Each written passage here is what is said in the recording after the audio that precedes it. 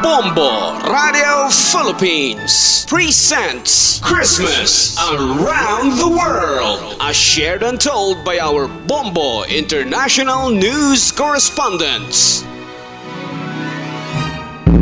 Sa atin hong Christmas Around the World Special Report para sa araw na ito, alamin natin kung paano ipinagdiriwang ang Pasko sa Iceland kasama si Bombo International Correspondent Ronald Fatalia. Narito ang special report ni Bombo Kelly Cordero.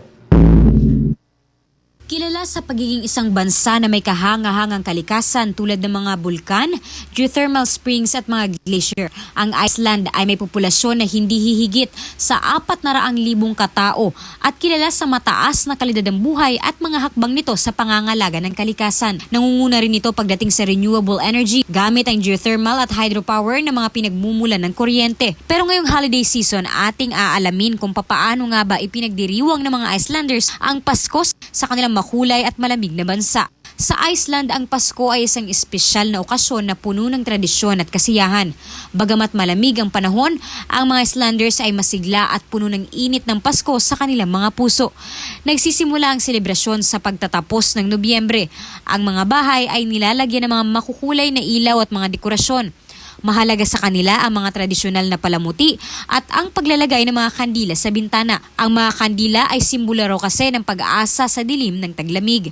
Ayon kay Bombo International Correspondent Ronald Fatalia, ang pinaka-highlight ng kanilang Pasko ay ang Christmas Eve na siyang pinakamasayang gabi para sa bawat pamilya. Tradisyonal na pinaghahanda nito sa mga preparasyon ng pagkain at pagbibigay ng mga regalo sa gabi ng December 24. Sa Noche Buena, isang malaking handa ang inihahanda at ang pinakamatamis na bahagi ay ang pagkain ng smoked lamb at isang uri ng Icelandic flatbread na may matatamis na pattern. Hindi rin mawawala ang isang uri ng rice porridge. Mga pagkain nila, of course, gonna be hindi gaya sa atin.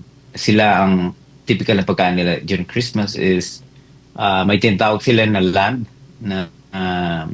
Lamb is similar to goat pero iba yung lamb eh. Tupa yan. Masarap ang lasa pero pag hindi ka sanay, maninibago ka, parang malasa. But mayroon din sila mga iba-ibang pagkain gaya ng pork and then mga meat gaya ng mga cow. So yun mostly, and then sweet potato, yun yung patatas na hiniwa-hiwa pero matamis din, tapos mga vegetable, and then mostly ganun lang.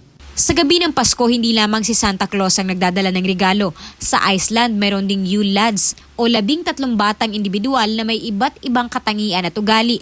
Bawat gabi ng Disyembre, isang Yule Lad ang magbibigay ng mga maliliit na regalo o sweets sa mga bata. Kaya naman ang mga bata ay naghihintay ng matyaga upang buksan ang kanilang mga regalo tuwing gabi. Ang mga Icelanders ay may kasaysayan ng pagiging malapit sa kanilang relihiyon.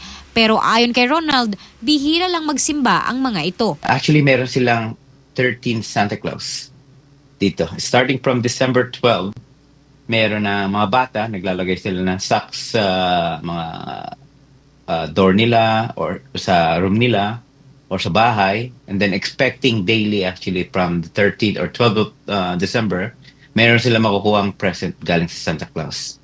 So yung mga pangalan ng Santa Claus nila, iba-iba eh. Merong Stubur, merong Pota Clever, iba-iba ba? Hindi ko ba pronounce, but I can see yung link later on para mabasa ninyo. Ang Pasko sa Iceland ay hindi lamang tungkol sa mga regalo at pagkain, kundi pati na rin sa pagbibigayan at pagkakaroon ng malasakit sa kapwa. Ang mga Icelanders ay kilala sa kanilang pagkakaisa at ito ang dahilan kung bakit ang Pasko sa kanilang bansa ay isang napakagandang selebrasyon ng pamilya, tradisyon at pagmamahalan. Sa kabila ng malamig na klima, ang Pasko sa Iceland ay isang masaya at puno ng init ng puso. Kaya't kahit saan ka man sa mundo, magaan at masaya ang pakiramdam tuwing Pasko, lalo na kapag ipinagdiriwang ito kasama ang pamilya at komunidad. Kaya naman mga kabombo, mula sa bansa ng Iceland, pakinggan natin kung papaano ang pagbati ng maligayang Pasko. Gledeleg Hautid, Gledeleg Yol is Merry Christmas. Yan muna sa ngayong edisyon ng Christmas Around the World mga kabombo. Sana ay nag-enjoy at may natutunan kayo sa kung papaano ang Pasko sa Iceland. Watch out for another edition of Christmas Around the World. various celebration of Christmas by different countries. Only heard and seen at Bombo Radio Philippines.